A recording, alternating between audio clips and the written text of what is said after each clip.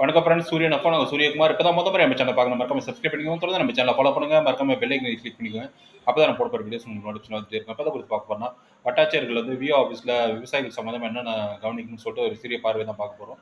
அதாவது பார்த்தீங்கன்னா, பிஎம் கிசானுக்கான 21வது தவணை அறிவிப்பு வந்து பாரத பிரதமர் வந்து நாளைக்கு வெளியிடுறேன்னு சொல்லியிருக்காரு. அதனால 21வது தவணை நாளைக்கு வந்துடும். இகேஒய்சி பண்ணாதவங்க எல்லாமே இகேஒய்சி பண்ணிருங்க, அப்போ தான் பணம் கிடைக்கும். அது மட்டும் இல்லாத பார்த்தீங்கன்னா, இதுக்கு முன்னே வந்து பிஎம் கிசான் விண்ணப்பிக்கணும்னா 23 சென்ட் இருந்தால் தான் விண்ணப்பிக்கணும்னு இருந்துச்சு. இப்போ 17 சென்ட் இருந்தாலே விஓ ஆஃபீஸில் விண்ணப்பிக்கலாம்.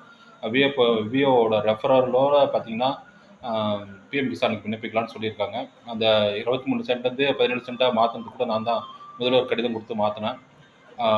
இது வந்து விஓ ஆஃபீஸில் வாங்குறது வந்து தாசில்தார்கள் எல்லாமே வந்து உறுதிப்படுத்தணும். அவங்க 17 சென்ட் இருந்தாலே பிஎம் கிசானுக்கு வந்து அப்ரூவ் கொடுக்கலாம்னு சொல்லிட்டு உறுதிப்படுத்தணும்.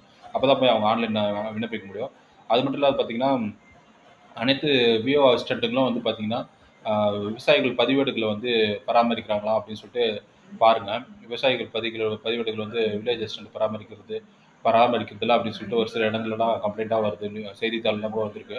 அது மட்டும் இல்லாத பார்த்தீங்கன்னா, பிஎம் கிசான் பிஎம் கிசான் போல் பிஎம் ஃபசல் பீமா யோஜனா இருக்குது இல்லைங்களா?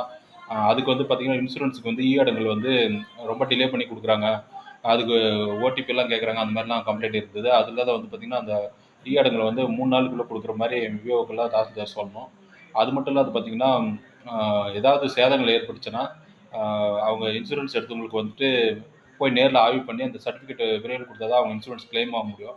இதெல்லாம் வந்து விஓவுக்கு வந்து தாசில்தார்கள் வந்து உத்தரவு பிறப்பிச்சு சீக்கிரமாக அதெல்லாம் செஞ்சு கொடுக்கணும் அப்படின்னு சொல்லிட்டு இன்னைக்கு விழிப்புணர்வு காணொலி வீடியோ வெளியிட்டிருக்கோம். இது போன்ற அப்டேட் மற்றும் விழிப்புணர்வு தகவலுக்கு தொடர்ந்து நம்ம சேனலை ஃபாலோ பண்ணிட்டே இருங்க. சூரியகுமார், சூரியன் எஃப்எம். தேங்க்யூ.